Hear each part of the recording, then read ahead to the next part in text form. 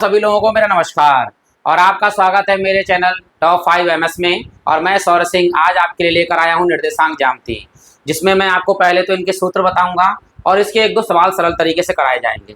लेकिन उसके बाद आप अगर मेरे चैनल को सब्सक्राइब करते हैं, लाइक करते हैं, तो आपको और भी ऐसे बहुत सारे वीडियो मिलते रहेंगे।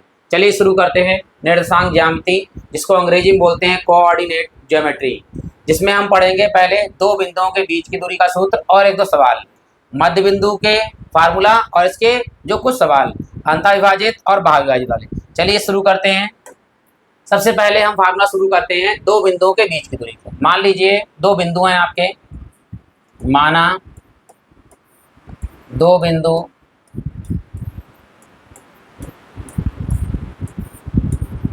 x1 y1 तथा x2 y2 हैं,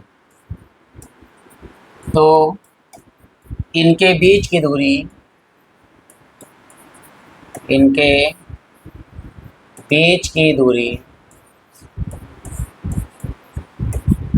को हम d से नोट करते हैं क्योंकि डिस्टेंस बोलते हैं। तो फार्मूला होता है इसका अंडर रूट के अंदर x2 माइनस x1 का square plus y2 minus y1 का स्क्वायर। या क्या कर सकते हैं आप, या x1 माइनस x2 भी कर सकते हैं, x1 माइनस x2 का whole square plus y2 minus y1 का होल स्क्वायर। अब देखिए कैसे, क्योंकि अगर हम वर्ग करते हैं तो वर्ग अगर चाहे माइनस में आ जाए चाहे प्लस में आ जाए, वर्ग हमेशा प्लस में ही आता है। जैसे मैं एक सवाल कराता हूँ आपके लिए दोनों फार्मूले से, तभी दोनों फार्मूले आप लगाएंगे तो दोनों फार्मूले से एक ही आंसर आएगा। चलिए शुरू करते हैं। पहला सवाल कि दो बिंदु पाँच कॉमा चार तथा 3,7 हैं, 3,7 हैं, तो इनके बीच की दूरी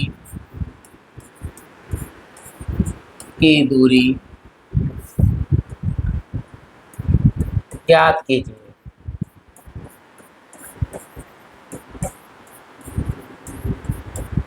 ठीक,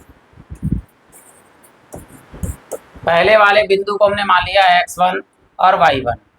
x1 का जो मान है वो 5 है, y1 का मान है 4 और यहाँ x2 y2, x2 का मान 3 और y2 का मान 7। तो बीच की दूरी को हम लिखते हैं d से और दोनों सूत्र से निकाल लेते हैं। पहले यहाँ लगाते हैं x2 माइनस x1 का whole square plus y2 minus y1 का होल स्क्वायर, और दूसरी जगह पर यहाँ पर हम लगाते हैं under root x1 minus x2 का होल स्क्वायर और प्लस y1 माइनस y2 का होल स्क्वायर। देखिए दोनों से आंसर एक ही आएगा, d बराबर, देखिए x2 कितना है, x2 है 3, यहाँ 3 लिखेंगे, निशान का है माइनस, माइनस लगाएंगे। x1 का मान कितना है 5, तो यहाँ 5 लगा देंगे का वर्ग प्लस यहाँ देखिए y2 का मान 7 और माइनस y1 का मान 4 का होल स्क्वायर। ज़्यादा कौन सा है 5, 5 के आगे निशान का है माइनस, तो यहाँ रहेगा माइनस, 5 में से 3 गया तो कितना बचेगा 2 का होल स्क्वायर प्लस यहाँ देखिए यहाँ ज़्यादा है 7, 7 में से 4 जाएगा तो कितना बचेगा 3, क्योंकि प्लस का है तो प्लस का ही रहेगा होल स्क्वायर। देखिए अगर माइनस एक्स का स्क्वायर है और एक प्लस एक्स का स्क्वायर है, ठीक, दोनों में अगर वर्ग है समघात है तो ये प्लस अपने आप हो जाता है, यानी एक्स स्क्वायर हो जाएगा और यहाँ है एक्स स्क्वायर, यहाँ पर भी जाए। लेकिन क्यों होता है ये भी बता दें, अगर माइनस एक्स का स्क्वायर है तो इसको हम 2 बार लिखते हैं, यानी माइनस एक्स और गुणे में माइनस एक्स, तो क्या होता है माइनस और माइनस क्या हो जाता है प्लस हो जाता है, और एक्स की घात 1 और 1 कितनी हो जाती है 2। तो हम इतना बड़ा ना करके सीधे माइनस हट जाता है, एक्स स्क्वायर हो जाता है। इसी प्रकार -2 का वर्ग कितना होगा, 2 दूनी 4, प्लस 3 का वर्ग कितना होगा, 3 तियां 9, तो जो दूरी हमारी आएगी वो आएगी 4 और 9 जब जोड़ेंगे तो कितना आएगा 13। और याद रखिएगा यहाँ इसका मात्रक दूरी का या तो मीटर सेंटीमीटर अगर नहीं दिया है तो आप या तो मात्रक लिख दीजिए या क्या करना है या इकाई लिख दीजिए। ठीक, या तो मीटर सेंटीमीटर दिया होगा, नहीं दिया है तो मात्रक या इकाई आप ले सकते हैं। अब देखिए इसी का सूत्र यहाँ लगाते हैं, देखिए यही चीज मान आएगा यहाँ पर भी आपका।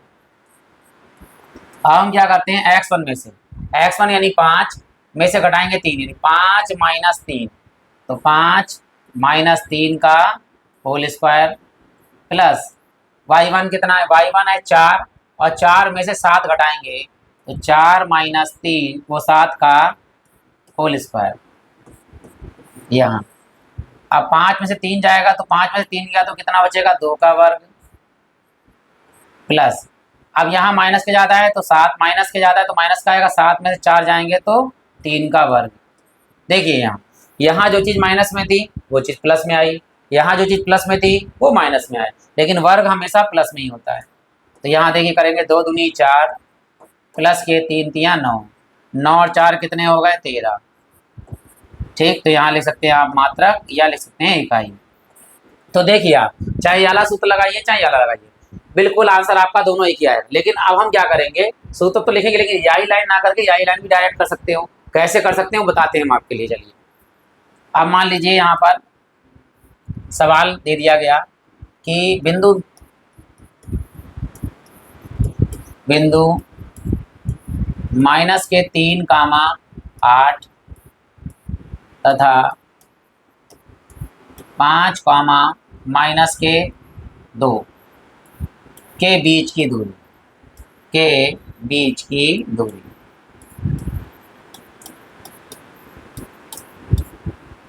दूरी याद करनी है। देखिए ये हो गया पहला बिंदु आपका x1/1, ये वाला बिंदु हो गया आपका x2/2।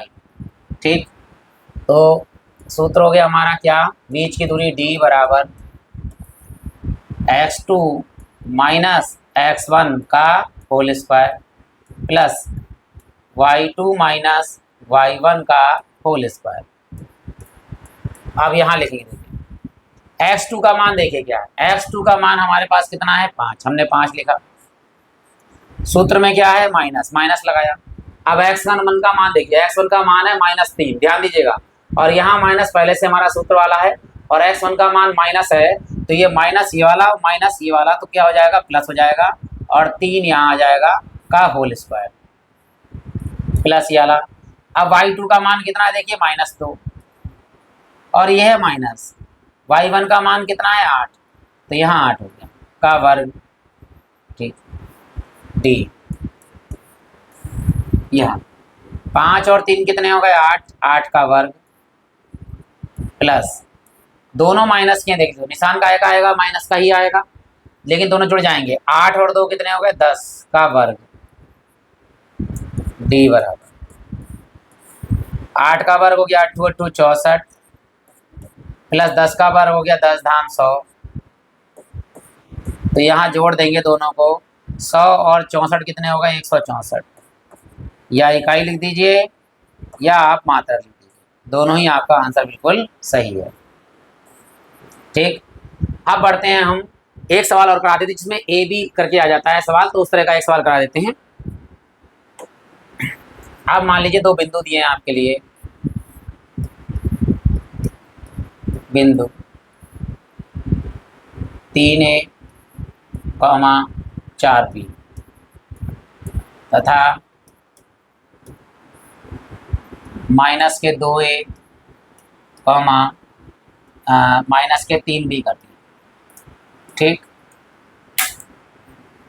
अब ये पहला बिंदु हो गया हमारा x1/1 और दूसरा बिंदु हो गया हमारा x2/2। बीच की दूरी लिखेंगे d बराबर √x2 माइनस x1 का होल स्क्वायर और y2 माइनस y1 का होल स्क्वायर d। देखिए x2 का मान है -2 तो -2 लिखेंगे, फिर सूत्र में है माइनस, माइनस लगाएंगे, x1 का मान है 3A तो 3A लगा देंगे यहाँ पर का होल स्क्वायर प्लस y2 का मान है -3b, फिर यहाँ माइनस सूत्र वाला, और y1 का मान है 4b का होल स्क्वायर डी। दोनों माइनस में देख लीजिए, दोनों माइनस में तो निशान माइनस का आएगा, लेकिन जुड़ जाएंगे। 2a ये है, 3a ये है, तो 2a 3a कितने हो गए आपके पास, 5a का वर्ग प्लस, यहाँ देखिए दोनों माइनस में ही रहेगा, लेकिन जुड़ जाएंगे। 3b और 4b कितने हो गए, 7b का होल स्क्वायर। यह 5 का वर्ग 5 25 a स्क्वायर प्लस 7 का वर्ग 7 7 49 और b स्क्वायर, और यही हमारा क्या हो गया, आंसर हो गया। यहाँ हम लिख सकते हैं मात्रक या इकाई। अब आप सोच रहे होंगे सर ये 25 तो 5 का वर्ग होता है, a स्क्वायर अपने आप का वर्ग होता है, 49 7 का वर्ग है, b स्क्वायर बाहर निकलना चाहिए, लेकिन नहीं निकलेगा। इसका रीजन है ये प्लस का निशान। अगर ये इस तरह होता, अगर d बराबर 25a स्क्वायर गुणे में 49 b स्क्वायर अगर है, यानी ये चीज़ गुणे में अगर होती, तो हमारा 25 का 5 बाहर आ जाता, a स्क्वायर का a बाहर आ जाता, 49 का 7 बाहर आ जाता, और b स्क्वायर का b बाहर आ जाता। क्यों? क्योंकि 25 वर्ग जो होता है वो 5 का होता है, तो अंडर रूट 25 का मान होता है 5, और अंडर रूट 49 का जो वर्ग होता है वो होता है 7, तो बाहर आ जाता है 7। तो ये आ जाता है हमारा 5 7 35 और ए बी। क्योंकि यहाँ पर प्लस लगा हुआ है इसलिए इसकी दोनों संख्या अलग अलग है, इसलिए बाहर नहीं आएगा। बाहर कब आता, जब ये होल स्क्वायर बन जाता। मान लीजिए 5a + 7b का अगर ये होल स्क्वायर होता, तो अंडर रूट के द्वारा ये होल स्क्वायर बाहर आ जाता, तो 5a + 7b हमारा आंसर आ जाता। इसलिए याद रखना कि प्लस में अलग अलग स्क्वायर हों तो बाहर नहीं आते हैं, अगर होल स्क्वायर है तो बाहर आते हैं, अगर गुणे में स्क्वायर है अलग अलग तो बाहर आते हैं। ठीक है, अब हमने बीच की दूरी के सारे फार्मूले पढ़ लिए, कुछ सवाल ही पढ़ लिए। अब पढ़ते हैं हम दोनों के मध्य बिंदु, यानी दो बिंदु दी जाएं उनका मध्य बिंदु कैसे ज्ञात करते हैं। तो चलिए सवाल शुरू करते हैं अपना। तो सवाल है, माना या दो बिंदु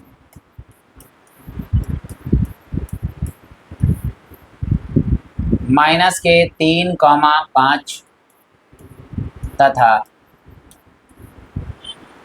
4,-8 के का मध्य बिंदु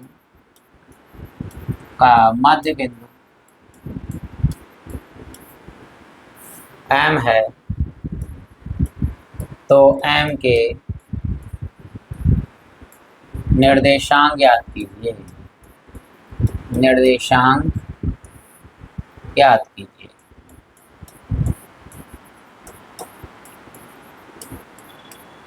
ठीक, चलिए ज्ञात करते हैं। पहला बिंदु मान लिया ए और बी, तो ये हमने एक लाइन खींच ली। ये एक रेखा है आपकी ए, जिसके निर्देशांक है -3,5। ये है मान लीजिए बी, और ये है 4,-8।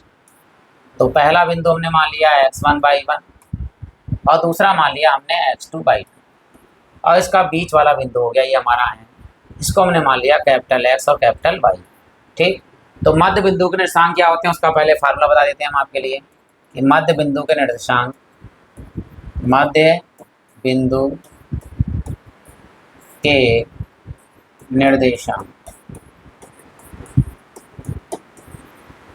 का जो सूत्र है वो होता है कैपिटल X, यानी वाला कैपिटल X, तो x1 + x2 बटे में 2, यानी पहले बिंदु यानी भुज के योगफल और बटे में 2।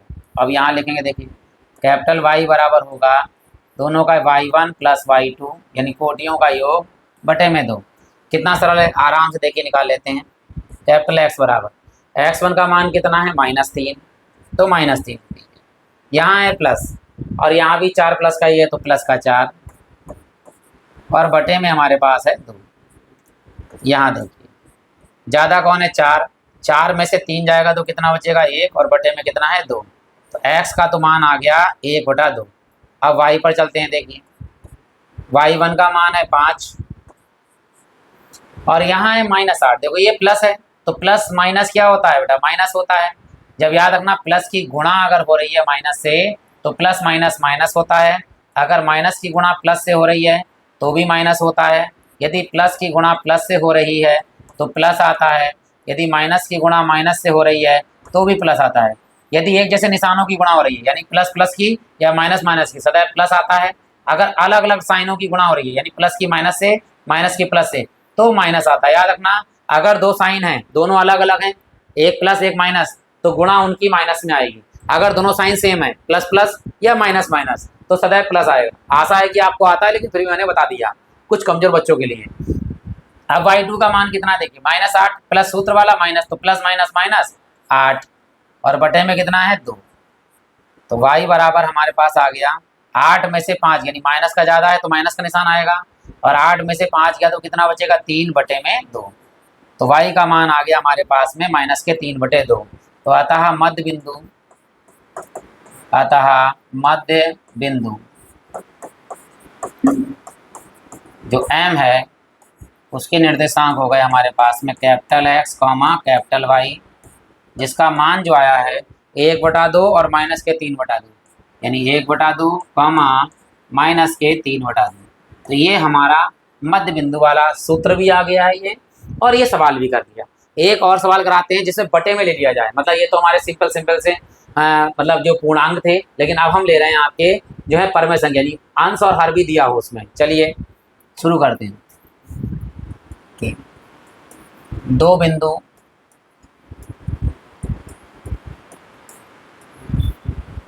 3/4 कॉमा माइनस के 2/5 तथा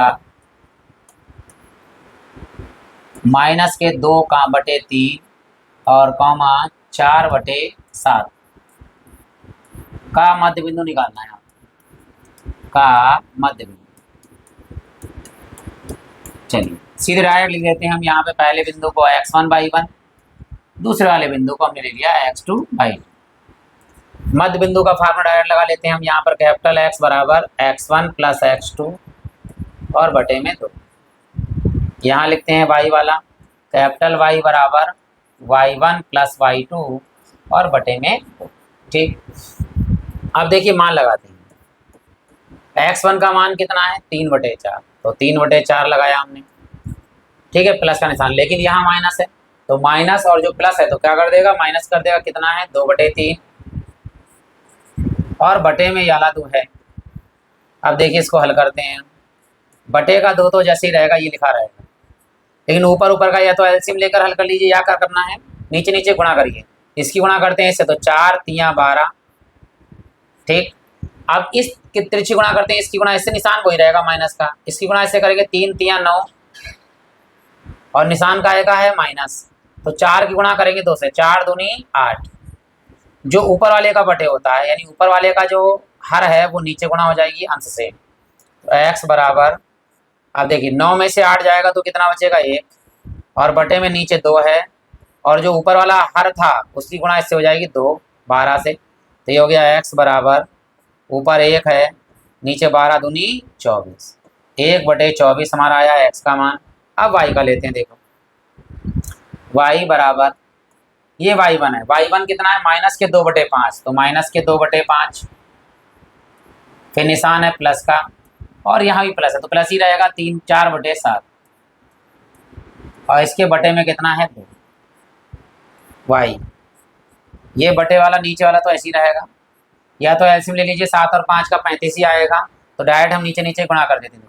5 7 35 और इसकी गुणा कर, देखो माइनस है तो माइनस रहेगा, और 2 7 14, फिर बीच में निशान का है प्लस का है, तो 5 की गुणा करेंगे 4 से, 5 चौक 20। अभी बताया था ऊपर वाला जो हर है वो नीचे होता है, यानी ऊपर वाले के बटे नीचे गुणा हो जाती है अंश से। तो यहाँ देखिए ज़्यादा कौन सा, 20 में से 14 जाएंगे, तो 20 में से 14 जाएंगे तो बचेंगे 6, और बटे में 2 से गुणा होगी 35 की, तो 2 गुणा 35। ठीक है, लेकिन 2 से कट रहा है, 6 काट दीजिए, 2 3 6। तो y का जो मान आया है वो आया हमारे पास 3/35। ठीक, अब इसके मान लिख देते हैं मध्य बिंदु, अतः मध्य बिंदु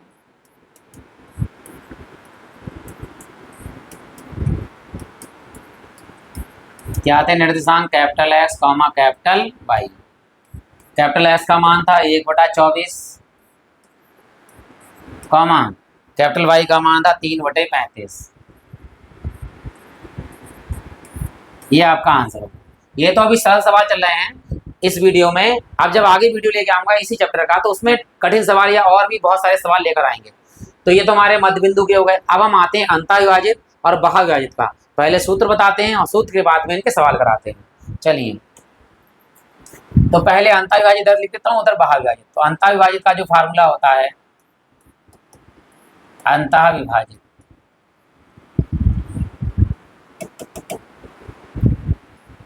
विभाजित और इधर बहाविभाजित, दोनों एक साथ सूत्र याद हो जाएंगे आपके लिए। बहाविभाजित, यहाँ आपको अनुपात दिया होगा। जो अनुपात आपके लिए मान लीजिए किताबों में तो कभी m1 और m देते हैं, लेकिन मैं आपको अनुपात बताते हैं m1 अनुपात m2 दोनों के लिए। m1 अनुपात m2 दिया होगा किताबों में, कहीं कहीं पर m और n अनुपात दे दिया जाता है, तो कोई दिक्कत नहीं, सूत्र बहुत सरल तरीके से याद कर लीजिएगा। अंतःविभाजित के लिए मानिए कैपिटल एक्स बराबर लिखते हैं हम mx प्लस mx और बटे में m प्लस m, ठीक। और इसी प्रकार y वाला ले लीजिए, y बराबर होता है my प्लस my बटे में m प्लस m, ठीक। अब थोड़ा सा ध्यान दीजिएगा, बिल्कुल अभी हमने 1 2 नहीं लगाया है, केवल ये सूत्र लिख दिया। x बराबर लिखेंगे mx प्लस mx बटे m प्लस m और y बराबर होगा my प्लस my बटे में m प्लस m। तो यहाँ कुछ लिखना है 12, यानी 1 2 12 और 21, यहाँ पर 2 1 और नीचे 12, यानी बस ये सूत्र याद कर लीजिए 12 21 12, यानी 1 2 2 1 बटे में 1 2, यानी m1 x2 plus m2 x1 बटे में m1 प्लस m2। तो इतना लंबा याद करने की जगह पर क्या है, x mx प्लस mx बटे में m प्लस m, 12 21 12। इसी प्रकार यहाँ लगा दीजिए 12 21 या 21 और 12। इससे क्या होगा, एक बार में सूत्र याद हो जाएगा आपके लिए, y बराबर my प्लस my बटे में m प्लस m, 12 21 12। अगर हम बहाविभाजित का ले लें तो बहाविभाजित के लिए क्या होता है वो भी बता देते हैं हम आपके लिए। कुछ नहीं होता, इसमें बस प्लस की जगह पर क्या हो जाएगा, माइनस हो जाएगा। लिख देते हैं हम आपके लिए बहाविभाजित के लिए x बराबर mx माइनस mx और बटे में आएगा m माइनस m। y के लिए क्या होगा, यहाँ पर सेम my माइनस my और बटे में m माइनस m। वही चीज 12 21 12, यहाँ 12 21 और ये 12। तो आपका सूत्र अंतःविभाजित और बहाविभाजित का हो गया एक साथ, कि अगर अंतःविभाजित है तो प्लस में आएगा और बहाविभाजित है तो सूत्र माइनस में आएगा। तो मैं एक ही सवाल करा देता हूँ जिसमें अंतःविभाजित और बहाविभाजित दोनों के ही सवाल कर देते हैं। चलिए शुरू करते हैं। 2 बिंदु दिए गए हैं, 2 बिंदु 3,4 तथा 7,3 और अनुपात दिया है, अनुपात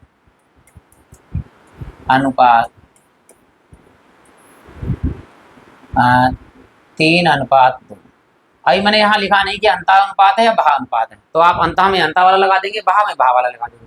तो ये अनुपात जो 2:3 दिया है, इससे पहले वाले को मानेंगे m1 और दूसरे वाले को मानेंगे m2, यानी m1 का मान 3 और m2 का मान 2 होगा। ये हो गया हमारा x1 y1, ठीक है, x1 का मान 3 और y1 का मान 4। यहाँ हो गया हमारा x2 y2, x2 का मान 7 और y2 का मान 3। चलिए हम सवाल लिखते हैं। अंतःविभाजित पहले करते हैं, अंतःविभाजित बिंदु को जो हमें ज्ञात करना है उसके निर्देशांक वही जो हमने मध्य बिंदु के लिए थे, कैपिटल एक्स कैपिटल वाई। तो कैपिटल एक्स बराबर क्या होता है, mx प्लस mx और बटे में m प्लस m। इधर y वाला ले लीजिए, कैपिटल Y बराबर my प्लस एम वाई बटे में एम प्लस एन। 12, 21, 12, 12, 21, 12। चलिए अब मान लगाते हैं। कैपिटल एक्स बराबर क्या लिखा है m1। m1 का मान कितना है 3, तो 3 लिख देंगे ब्रैकेट में, फिर इनटू में x2 का मान कितना है 7, 7 लिख दिया ब्रैकेट में, प्लस का निशान है प्लस। m2 का मान कितना है 2, तो 2 लिखा हमने ब्रैकेट में, इनटू x1 का मान कितना है 3, तो यहाँ लिख दिया हमने 3। ठीक, बटे में दोनों का योगफल यानी 3 + 2 अनुपात है 3 + 2, इनका योगफल यहाँ गुणा कर लेते हैं। देखिए 7 × 21 प्लस 3 दूनी 6 और बटे में आएगा 3 2 5। अब इन्हें जोड़ लीजिए, क्या 21 और 6 कितने होते हैं 27 और बटे में हमारे पास में है 5। ये आ गया हमारे लिए। अब यहाँ आइए y बराबर m1 का मान 3 और y2 का मान 3, एक कोई ब्रेक मिल दी तब भी कोई दिक्कत नहीं है, प्लस m2 का मान 2 इंटू y1 का मान 4 बटे में दोनों का योगफल 3 + 2, ये 3 है प्लस 2, 3 × 9 प्लस 4 दूनी 8 बटे में 3 2 5। 9 और 8 कितने हो गए 17 बटे में कितना 5। तो हमारे पास जो अंता अनुपात वाले बिंदु आ गए वो आ गए 27/5 और 17/5। तो अतः बिंदु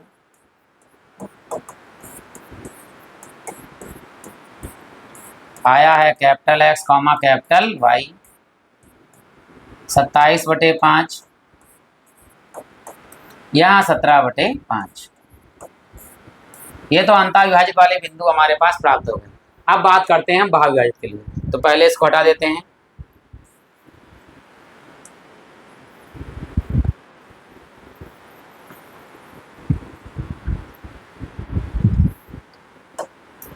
अब हम इसको करते हैं बहुविभाजित के लिए, बिंदु यही रहेंगे बहुविभाजित। ठीक, तो इसमें सूत्र वही रहेगा, कैपिटल X बराबर mx माइनस mx बटे में m माइनस n। 12, 21, 12 यहाँ लगाएंगे। कैपिटल Y बराबर my माइनस my बटे में m माइनस m। ठीक है, 12, 21, 12, 12, 21 और ये 12। चलिए अब यहाँ बहुविभाजित है तो माइनस लगा दिया है, चीज़ वही रहेगी। m1 का मान 3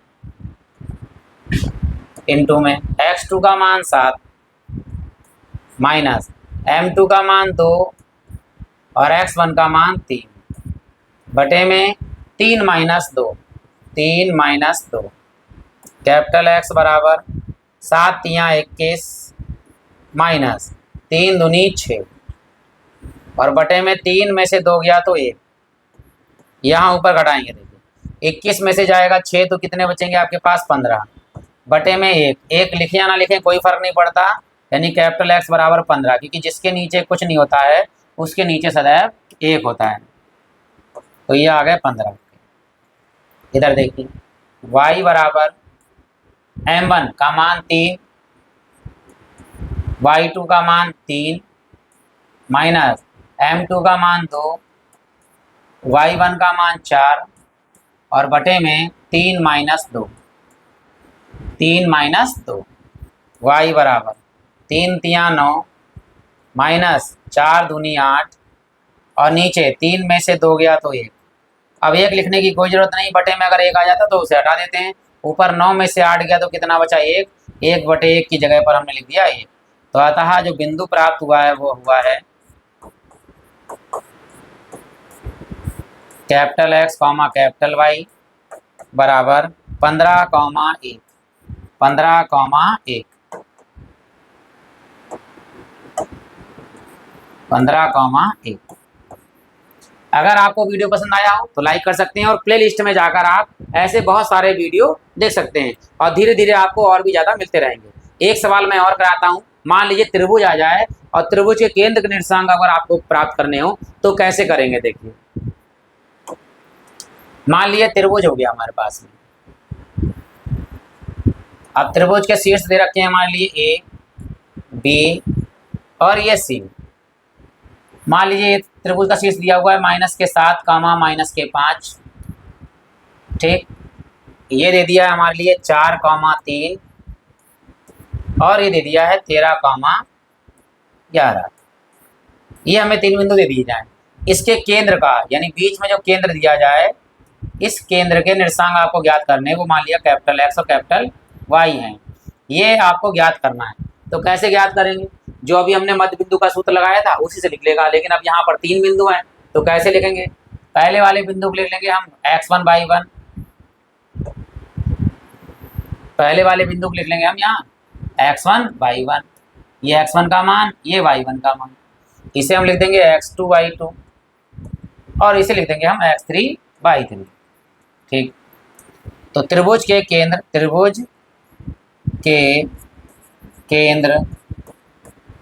के निर्देशांक क्या होगा फार्मूला? यहाँ पर होगा कैपिटल X बराबर x1 plus x2 plus x3 और बटे में आ जाएगा 3। मध्य बिंदु के क्या थे? x1 प्लस x2 बटे 2, लेकिन यहाँ केंद्र की बात आई तो x1 plus x2 plus x3 बटे 3। इसी प्रकार y बराबर आएगा y1 plus y2 plus y3 बटे में 3, ठीक। मान लगा देते हैं। देखिए यहाँ पर x1 का मान कितना है? x1 का मान है -7, तो -7 प्लस x2 का मान 4 प्लस x3 का मान 13 बटे में 3। अब जोड़ लेते हैं। देखो 13 और 4 कितने हो गए? 17, और घटाना चाहो 7 तो डायरेक्ट घटा लीजिए, कितने हो जाएंगे? 10। यानी 13 और 4 17, 17 में से 7 गया तो कितना? 10, 10 बटे 3। यानी x का जो मान आया है वो आया है 10 बटे 3 डायरेक्ट। अब यहाँ ये देखिए मान लगाते हैं y बराबर y1 का मान -5 प्लस y2 का मान 3 प्लस y3 का मान 11 बटे में 3। अब यहाँ जो है हम इसे डायरेक्ट जोड़ घटा लेते हैं। 11 और 3 जोड़ेंगे तो कितना आएगा? 14, और 14 में से 5 घटाएंगे तो कितना आएगा? ऊपर 9, ठीक है, बटे में 3। 3 से काट लेंगे, 3 3 9। तो y का मान कितना आया? y का मान आया हमारे पास 3। तो अतः जो केंद्र के निर्देशांक आ गए हैं वो क्या आया है हमारे पास में? अतः केंद्र